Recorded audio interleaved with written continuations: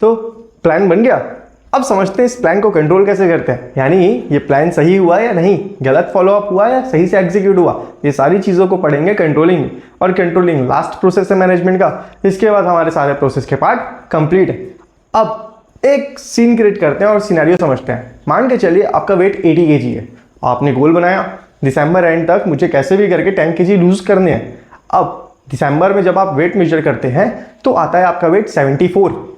अब ये तो एक्चुअल प्लान के हिसाब से और स्टैंडर्ड के हिसाब से, यानी जो कि आपने सोचा था कि 70 टच होगा, ये हुआ नहीं, हुआ कितना 74। अब देन आप फाइंड आउट करने चलते हो रीजंस कि मैंने कहाँ गलती कर दी। मैंने ट्रेनर भी लिया, मैंने अच्छे जिम की सब्सक्रिप्शन भी ली, मैं टाइम टू टाइम जिम भी जाता था, लेकिन दिक्कत कहाँ आई? दिक्कत अब यहाँ आती है कि आप रात में अच्छे से सो नहीं पाए।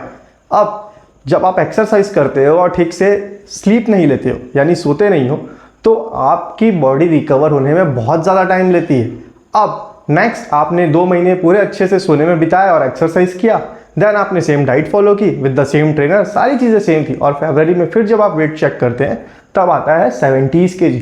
यानी अब आप सही तरीके से जो डेविएशन आपने फाइंड आउट किया, एक्चुअल रीज़न कि मेरा जो वेट था वो इतना क्यों नहीं पहुँच पाया, तो ये सारी चीज़ें डेविएशन कहलाती हैं जो कि आप फाइंड आउट किए खुद से।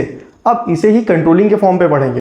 तो कंट्रोलिंग का पहले तो डेफिनेशन देखते हैं। Controlling is the process of management in which a person compares the setted target और the actual target what they want to achieve with the actually achieved target and finding out the deviation to easily get the organisational goal. अब इसका मतलब भी same है। एक planner जो रहेगा वो प्लान देता है और टारगेट सेट करके देता है। कंट्रोलिंग में हम उसी प्लान को एनालाइज करते हैं कि हमने कितना टारगेट अचीव किया है, और रीज़न भी फाइंड आउट करते हैं कि टारगेट्स अचीव क्यों नहीं हो पाए अगर नहीं हो पाते तो, और इसी चीज़ को करने के प्रोसेस को कंट्रोलिंग कहते हैं। अब नेक्स्ट पढ़ेंगे इंपॉर्टेंस ऑफ कंट्रोलिंग। तो कंट्रोलिंग में हमने ये देखा कि हमने सबसे पहले टारगेट सेट करते हैं, फिर उसके बाद उस टारगेट कितना अचीव हुआ उसको मेजर करते हैं, मेजर करने के बाद डेविएशन निकालते हैं, यानी कितना चेंजेस है, कितना टारगेट बचा हुआ है, और उसके बाद हम वो करेक्टिव मेजर्स लेते हैं जो कि वो टारगेट फुलफिल करने में हेल्प करे, और फिर उसके बाद फिर से मेजर करते हैं। लास्ट स्टेप फिर से मेजर करना भी है। अब इसको और अच्छे से समझने के लिए इंपॉर्टेंस पे जंप करते हैं। इंपॉर्टेंस बहुत ही ज़्यादा आसान है, जैसे प्लानिंग का था। और याद है मैंने मैनेजमेंट जब पढ़ाया था, जब चैप्टर 1 पढ़ाया था, तब मैंने ये बोला था कि जो इंपॉर्टेंस मैनेजमेंट के हैं वो सारे के सारे इंपॉर्टेंस प्रोसेस ऑफ मैनेजमेंट में भी रहेंगे।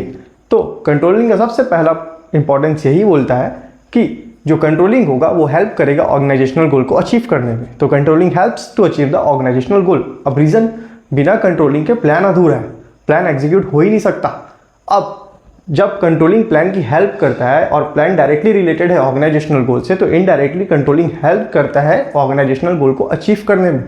सेकेंड, अब कंट्रोलिंग से एक अकाउंटेबिलिटी आती है। अकाउंटेबिलिटी बोलने का मतलब हम किसकी गलती है ये फाइंड आउट कर पाते हैं। तो यहाँ पर जो एम्प्लॉय होते हैं वो कुछ ज़्यादा ही मोटिवेटेड रहते हैं और मोटिवेटेड होकर काम करते हैं, क्योंकि उन्हें पता है कि कंट्रोलिंग जब होगी तो उनकी गलती फाइंड आउट की जा सकती है। देन थर्ड, हमें ये फाइंड आउट किया जाता है कि रिसोर्सेज का अच्छे से यूटिलाइजेशन हो रहा है कि नहीं, means optimum utilization of resources there और नॉट। तो ऑप्टिमम यूटिलाइजेशन कैसे होगा? जब कंट्रोलिंग की जाएगी तो हम ये भी फाइंड आउट करेंगे कि रिसोर्सेज का अच्छे से यूज हुआ था या नहीं, रिसोर्सेज थोड़ी ना बेकार थे जिससे हम सेट स्टैंडर्ड अचीव नहीं कर पाए। अगर ये सारी चीज़ें फाइंड आउट होती हैं तो एम्प्लॉयज़ जो हैं वो अच्छे से रिसोर्सेज का भी यूज़ करते हैं, और जब ये स्टैंडर्ड्स मेजर करने में हेल्प करता है तो हम ये भी सेट देख सकते हैं कि क्या अचीव्ड स्टैंडर्ड जो हमने अचीव किए वो अच्छे से अचीव हुए या नहीं हुए। तो इंपॉर्टेंस ये भी कहता है कि जो स्टैंडर्ड आप सेट किए वो स्टैंडर्ड अच्छे से अचीव हो रहे हैं या नहीं। और ये कंट्रोलिंग के बहुत सारे इंपॉर्टेंस है, बट मेनली ये 4 आपको याद होने ही चाहिए क्योंकि एग्जाम में सबसे ज़्यादा इंपॉर्टेंट यही 4 है। अब नेक्स्ट जंप करते हैं कंट्रोलिंग के प्रोसेस पे। तो कंट्रोलिंग पूरे के पूरे 5 स्टेप्स का प्रोसेस है। जैसे कि मैंने अभी बताया था कि कंट्रोलिंग में सबसे पहले स्टार्ट करते हैं एक्चुअल स्टैंडर्ड सेट करने से। अब एक्चुअल स्टैंडर्ड सेट कहाँ होगा? वो तो प्लानिंग में होता है, लेकिन इसे ही हम एज इट इज़ उठा के लाते हैं पहले ही पार्ट पे कंट्रोलिंग के, जिसमें हम ये देखते हैं कि कंट्रोलिंग में क्या एक्चुअल स्टैंडर्ड सेट हुआ या नहीं हुआ। अब इसको एक एग्जाम्पल के वे में समझेंगे। जैसे कि जोमेटो, हम सब जानते हैं जोमेटो से हम सब फूड ऑर्डर करते हैं, वो अच्छा डिलीवरी पार्टनर है। अब जोमेटो का टारगेट रहता है कि हम अपकमिंग टाइम पे 28 मिनट्स के अंदर सबको ऑर्डर रिसीव करवाएंगे, यानी डिलीवर हो ही जाना चाहिए। अब ये उसका सेटेड टारगेट था। अब जब वो टारगेट चलने लगता है, यानी जब वो काम करने लगते हैं, तो ये फाइंड आउट होता है कि टारगेट 34 मिनट्स में जा रहे हैं। 34 मिनट्स में जाने का मतलब हम 6 मिनट्स के डेविएशन पे हैं। तो थर्ड पार्ट में ये चेक किया जाएगा कि कितना डेविएशन था। तो डेविएशन था कितना, 6 मिनट का। 28 मिनट में करना था बट हो रहा था 34 मिनट्स में। अब फोर्थ पार्ट पे हम एनालाइज करेंगे उस डेविएशन को। डेविएशन एनालाइज करने का मतलब हम ये फाइंड आउट करेंगे कि रीज़न क्या है ये 6 मिनट्स के बढ़ने का। तो जोमेटो रीज़न फाइंड आउट करेगा, क्या मेरे पास डिलीवरी पार्टनर नहीं है, सबसे पहले ये रीज़न हो सकता है। दूसरा, क्या रेनफॉल हो रही थी उस पर्टिकुलर रीजन पे। तीसरा, क्या रूट्स जो मैंने मैप्ड आउट किए हैं ड्राइवर्स के लिए, यानी जोमेटो के मैप पे जो शो होते हैं, क्या वो रूट्स डिफरेंट है रियल रूट से। अब ये तीनों प्रॉब्लम को सॉल्व करने के बाद हम फिर से एग्जीक्यूट करेंगे सारी चीज़ें और लास्ट में फिर मेजर करेंगे। और इस बार अगर 28 मिनट्स आता है तो बहुत अच्छी बात है, नहीं तो नहीं आएगा। अब उसे फिर से एवरेज निकाल के हम स्टैंडर्ड सेट किया जाएगा।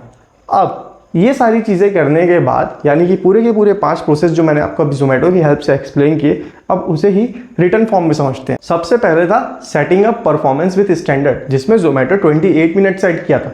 दूसरा है finding out the actual performance, जिसमें जोमेटो 34 मिनट्स में फाइंड आउट किया था कि 34 मिनट्स में वो सारी चीज़ें करके दे पा रहा है। अब इसके बाद है एनालिसिस ऑफ द डेविएशन।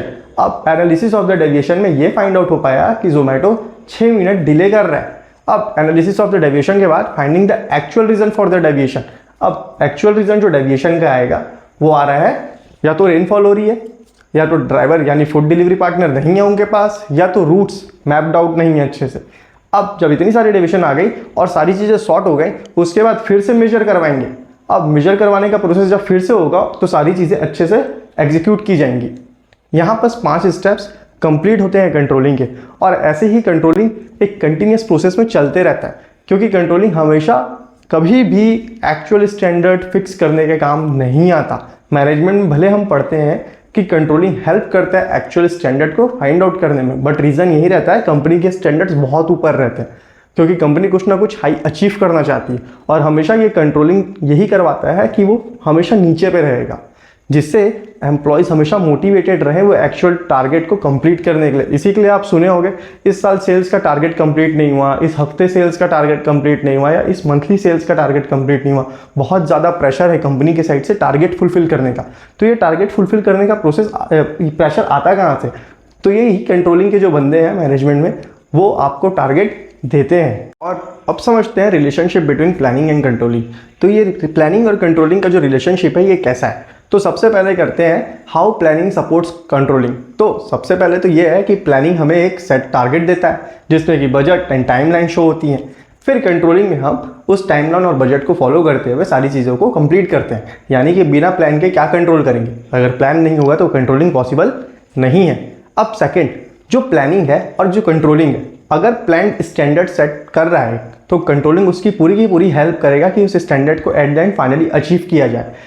मतलब प्लान जो एक स्टैंडर्ड दे रहा है वो फाइनली फाइंड आउट होगा कंट्रोलिंग में कि वो स्टैंडर्ड कंप्लीट हुआ या नहीं हुआ। यहाँ पर ये बोलने का मतलब है कि प्लानिंग जो कि स्टैंडर्ड के लिए की जा रही है वो हमेशा कंट्रोलिंग के बिहाफ पे की जाएगी, और कंट्रोलिंग एक हमेशा स्टैंडर्ड फिक्स जो है उसे फाइंड आउट करने में हेल्प करेगा।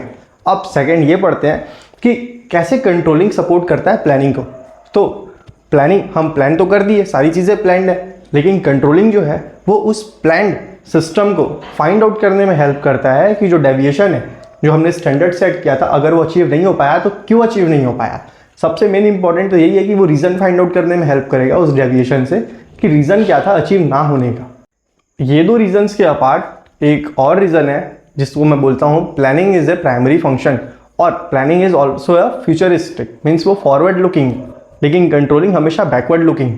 तो प्लानिंग को फॉरवर्ड लुकिंग क्यों बोला गया? क्योंकि प्लानिंग हमेशा फ्यूचर की जाती है, लेकिन कंट्रोलिंग वो डिपेंडेंट होती है पूरी की पूरी प्लानिंग पे, जिसमें वो पूरा सिस्टम चेक करती है, यानी वो पूरा पास्ट देखेगी कि प्लान अच्छे से एग्जीक्यूट हुआ या नहीं।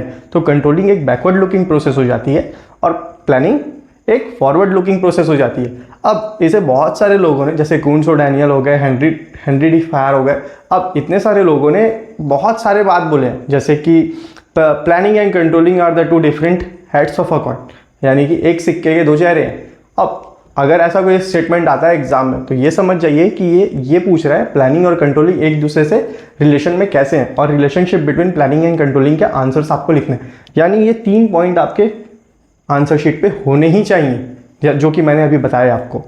अब यहाँ पर ये चैप्टर कंप्लीट होता है और ये बहुत ही छोटा चैप्टर था और बहुत ही आसान चैप्टर था। ईजिली आपको 6 मार्क्स दिला सकता है ये चैप्टर अगर 6 मार्क्स में आया तो, नहीं तो 4 मार्क्स में तो शॉर्ट पक्का आएगा ही आएगा। और यहाँ पर हमारा पार्ट ए कंप्लीट होता है बीएसटी का, जो कि पूरे 50 मार्क्स का आता है सीबीएसई बोर्ड्स पे।